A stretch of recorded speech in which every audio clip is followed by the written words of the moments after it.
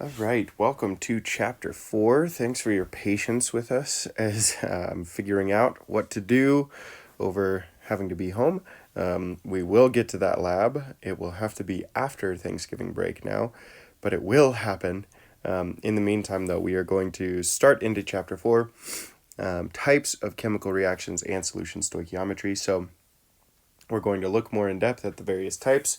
And also, we've worked with stoichiometry and chemical equations. We're going to do that a little bit more as we go into solutions as well. So, first thing I want you to do is go ahead and pause this video, and you are going to read the introduction that is on page 139. So, go ahead and pause this, open that up, read through it, and then come back and continue.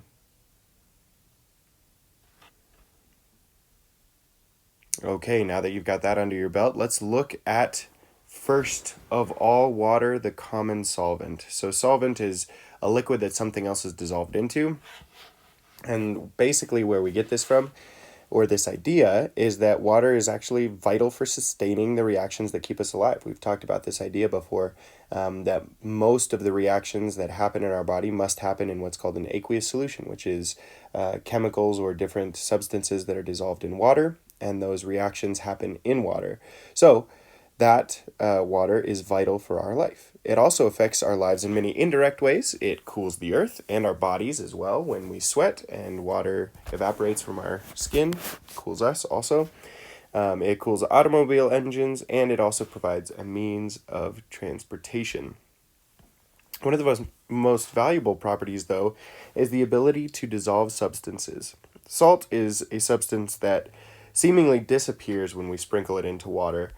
And sugar does the same when you place it into your tea. But though the substance has disappeared, it's still present, and you can taste it, whether you're sweetening your tea or the distinct taste of salt water. We've all experienced that, right? Where you put some sugar in your tea, and though it looks like it's gone, your tea's now sweeter. When you put salt in some water, it looks like it's gone, but you can definitely tell that it's far different tasting than just pure water. So what happens, though, when that solid is dissolving? Well, water has a special shape. It's this HOH with a bond angle of 105 degrees. Now that HOH, those are single bonds bonding hydrogen and oxygen together. And due to some electron pairs, they actually force those hydrogen atoms a little closer to each other. So they're not in a straight line, they're actually a little bent.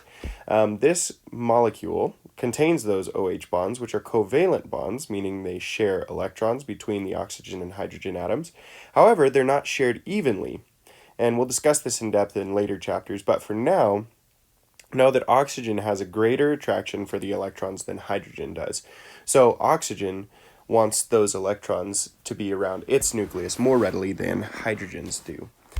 That means that the electrons spend more time around the oxygen atoms and the hydrogen than the hydrogen atoms. Because of this, the oxygen atoms have a slightly negative charge, and the hydrogen atoms have a slightly positive charge. We call that a lowercase delta plus and a lowercase delta negative. So it looks like this, lowercase delta and lowercase delta. That's what we'll look at, and we'll see that a little bit more as we go. The image that represents these charges with that delta refers to a partial charge. So it's not an entire charge like in an ionic bond. We have a charge of just +1. In these covalent bonds where we have polar molecules, we represent them just with partial charges. So even the 2 delta negative by that oxygen molecule, even that 2 delta negative is less than a total charge of 1 negative. Because of the unequal charge distribution as well, this means that water is polar, which gives it a great ability to dissolve different compounds. An example of an ionic solution dissolving in water will actually be shown on the next slide.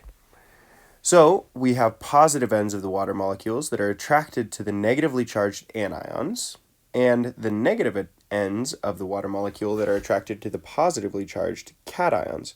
So you can see that the negative attracts positive, positive attracts negative, and basically water molecules just continually dissolve this solid substance until it looks as though it's invisible and we can no longer see it with our eyes. Now note that when an this process is called hydration. That's where salt ions fall apart and are surrounded by strong water ion interactions. So they basically fall apart, but really what's happening is that water is pulling them apart because of the strong interactions between the water molecules and the ions from that solid. Now, note that when an ionic substance or a salt dissolves in water, they break up into their individual cations and ions. This is not always just uniquely the case with single individual atoms, because ammonium nitrate dissolves in water to create a solution that contains not individual atoms, but actually these polyatomic ions, right? So we've got ammonium, which has a positive charge, and nitrate, which has a negative charge. Those cations and anions, those are dissociated into water as well. They're hydrated into water as well, just like this. Note that it goes from being a solid state of matter to an aqueous state of matter. And that designates that those ions are hydrated by an unspecified number of water molecules. So we've seen in a couple of our homework problems, like something that was hydrated with 8 water molecules, and that was actually a part of the molecule. This is not that way. These are hydrated by just, we almost think about it as though we're an infinite amount of water molecules that are hydrating these cations and anions. Now, ionic substances have great variation in how soluble they are. So, for example, sodium chloride is really soluble in water, whereas silver chloride is only slightly soluble. And the variation is actually a result of the attraction of the cations and anions and the attraction that they have toward each other, the forces which hold substances together. So the greater the attraction between those ions, the less likely they are to dissociate. The most important thing to presently remember, though, about solubility is that when an ionic solid dissolves in water, the ions are hydrated and then dispersed, and they move independently. So they're all throughout that liquid solution. Water can also dissolve non-ionic substances, like ethanol, which is an example that is very soluble in water. Beer, wine, and other alcoholic drinks are also aqueous solutions of ethanol mixed with other substances. So why is ethanol soluble in water? Because it's not this ionic substance, right? But it is due to the structure of its molecules. The molecule always contains a polar OH bond. That's why we write it as C2H5OH rather than C2H6O.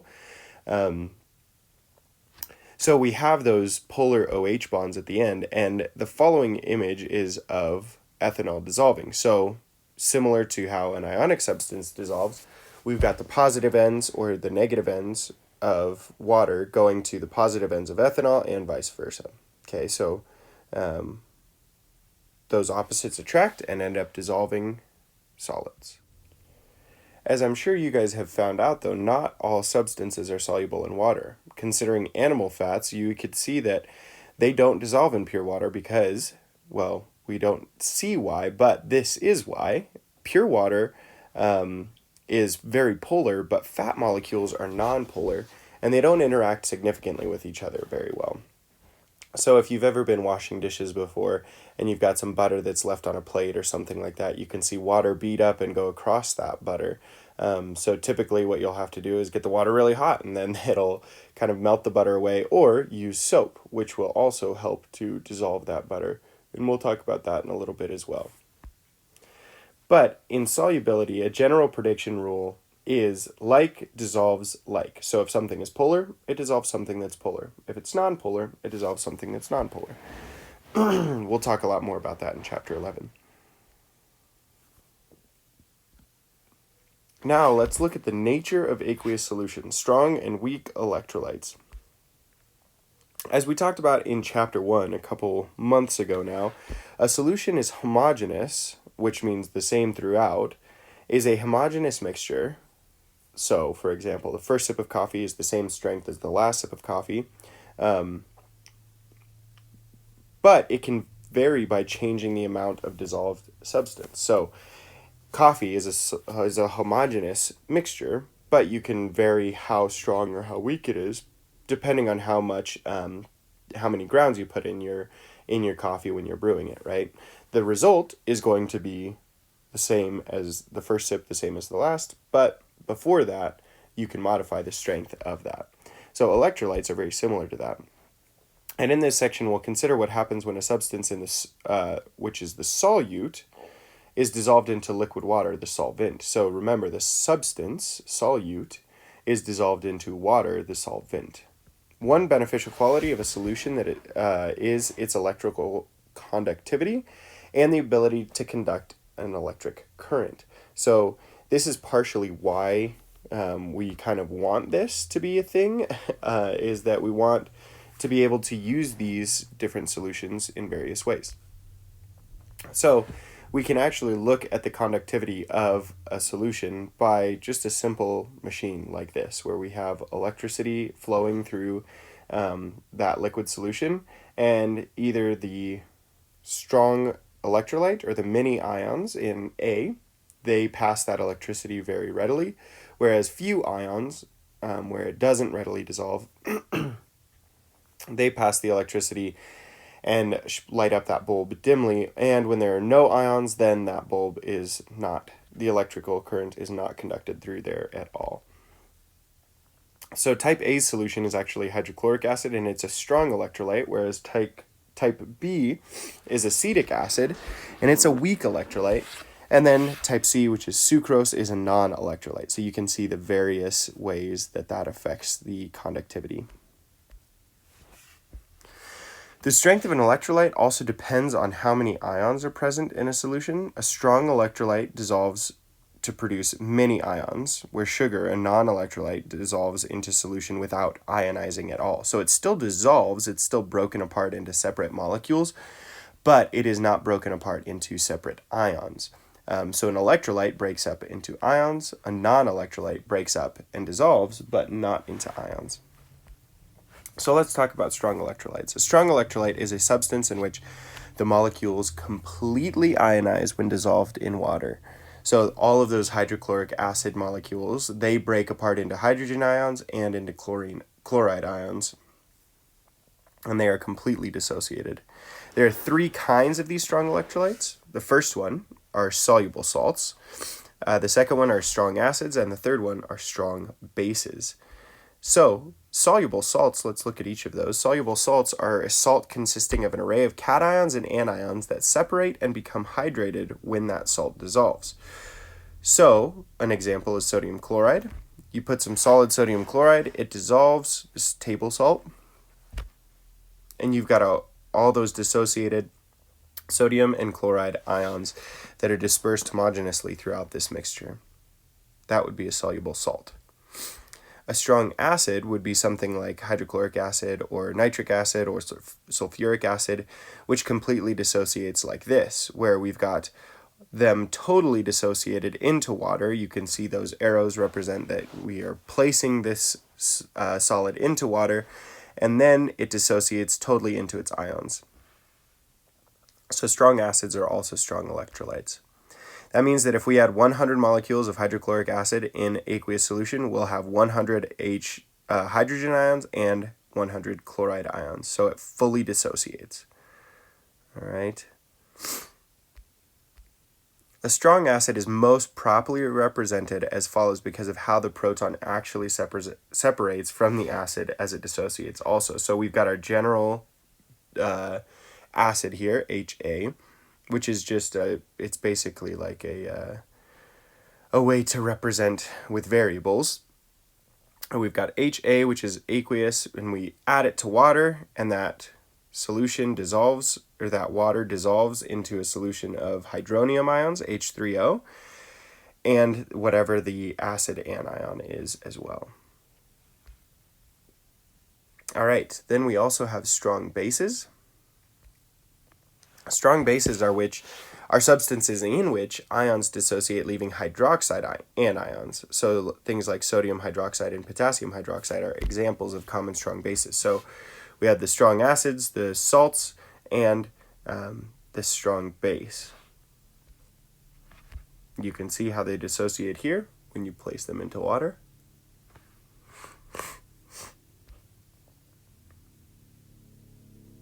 And you can see how they would disperse all the way throughout. So even though we've got those OH bonds, they're still dispersed into the anions and cations.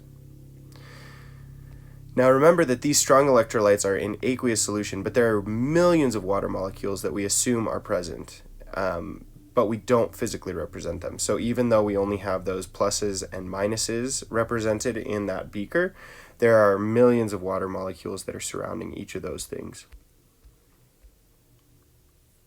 Okay, let's look at weak electrolytes now.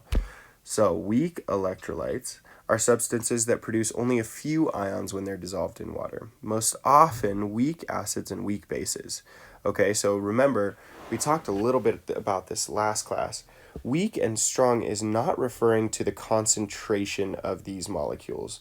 You can have a very dilute strong acid, which means that there are just not very many, let's say hydrochloric acid. You could have a very dilute version of this, which is a strong acid. It's fully dissociated, but there aren't very many molecules in that solution. So that's just something to be thoughtful of as well as we're thinking about this, that weak acids are things that don't dissociate fully.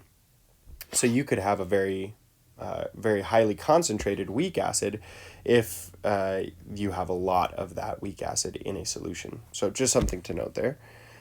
Acetic acid here, also note that we've got HC2H3O2 instead of C2H4O2 to indicate the acidic hydrogen and the 3 non-acidic hydrogen atoms. So the way that we write these things helps us kind of note that this is an acid, right? But acetic acid is a weak acid, meaning that it exists in water as mostly undissociated molecules. In fact, only 1% dissociate. So we had that example before of if you have 100 hydrochloric acid molecules that you dissolve into water, you're going to have fully dissociated 100 hydrogen cations and 100 chloride anions. Whereas if you had the same thing going with acetic acid, only one of those molecules would actually dissociate out of 100. Okay, so it is a weak acid because it does not totally dissociate. Here's that example. If we had a solution containing 0.1 mole of acetic acid, for every 100 molecules of acetic acid that there are 100 molecules of undissociated acetic acid molecules, and only one that dissociates to create an hydrogen ion. Okay, so that is a weak acid, just like this. And that would be represented in this equilibrium equation as well, with those arrows going both directions. What we need to know is that it is a weak acid, so it's not fully dissociating. There are a lot more of these molecules over here on the left side than there are of these molecules over here on the right side. Note that in this equation, the double arrow indicates that the reaction can and does occur in either direction as well. So this is in constant motion in both directions also. So now a weak acid is any acid that dissociates or ionizes only to a slight extent in aqueous solutions. There are also weak bases that are weak electrolytes. An example would be ammonia when it's dissolved in water, where we get those base OH anions that are dissociated there. So weak acids and weak bases are considered weak electrolytes. As you can see, the basic solution produces those OH ions from the ammonia, and it doesn't fully dissociate either, meaning that it's a weak base. If we add 0.1 mole of ammonia per liter for every 100 molecules of ammonia dissolved, only one ammonium ion and one hydroxide ion would be present, and 99 ammonia molecules will be present. So these things do not dissociate very fully compared to strong acids and bases, which do dissociate fully. All right, let's look at the composition of solutions. So chemical reactions often take places when two solutions are mixed, and we've seen this before in physical science as well. So to perform stoichiometric calculations on these reactions, we actually need to know more information because there's a difference of concentrations, right? So first of all, we need to know the nature of the reaction, which depends on the exact forms of the chemicals when they're dissolved. we need to also know the amounts of chemicals present in the solutions, which are expressed as concentrations. The concentration of a solution can be described in many different ways, as we'll see later, but at this point, consider only the most commonly used expression, which is molarity. So molarity, that capital M, is a representation of concentration. Note, this is also why we have abbreviated mole to MOL so far, not just M, because M is already spoken for with molarity. And it is a capital M. That's very important to note as well. So here's the definition of molarity. Molarity is known as the moles of solute per the volume of solution. Okay, so the way that we would write this is molarity is equal to M, or moles of solute over liters of solution. And we generally write this in terms of moles per liters as well. So a solution that's 1 molar, or 1.0 M, contains 1 mole of solute, whatever the solid that's dissolved in it, in every 1 liter of solution. It's 1 mole per liter. So here's how we can actually do some calculations. If we were to calculate the molarity of the solution prepared by dissolving 11.5 grams of solid sodium hydroxide in enough water to make 1.5 liters of solution, we would need to find the molarity. Well, we know that molarity is moles of solute over liters of solution, and we've been given grams of solute. Okay, so here's how we can use our MOMAs that we've used previously in order to actually find moles of our solute, sodium hydroxide, and then we'll divide it by our volume of solution. So first, we find the moles of sodium hydroxide, which the molar mass, the MOMA of sodium hydroxide, is 40 grams of sodium hydroxide to 1 mole of sodium hydroxide. And we find that we have 0.288 moles of sodium hydroxide. What then is the molarity? Well, I'm going to take my moles divided by my liters, and I divide that out and get 0.192 molar sodium hydroxide. So when I represent that answer too, I represent it with 0.192 capital M NaOH, and the way that I would say that is molar sodium hydroxide. All right, let's look at the concentration of ions now. So the concentration of ions is going to be a similar way that we'll find this, but we've got to look at how ions dissociate. Okay, so I've got a 0.5 molar solution of cobalt nitrate, and I need to look at how those ions would dissociate in water, and this is how they would dissociate right here. The cobalt would break apart, and for every 1 cobalt ion that I have, I would have 2 nitrate ions. So the molarity for each ion then is, because I've just got 1 mole of cobalt that's produced, I can just multiply the molarity of cobalt nitrate by 1. But since I have 2 moles of nitrate that are produced, I can take the molarity of cobalt nitrate and multiply it by 2. Okay, another example, what about the concentration of dissociated 1 molar iron chlorate? Well, first thing I would need to do is look at how that dissociates again. And right now these are all strong electrolytes so that we can see that they dissociate fully in this aqueous solution. So we have got 1 iron ion, and then I have 3 chlorate ions. Oh, oops. So what I could do is I could just say, for every 1 mole of iron, I have 1 mole of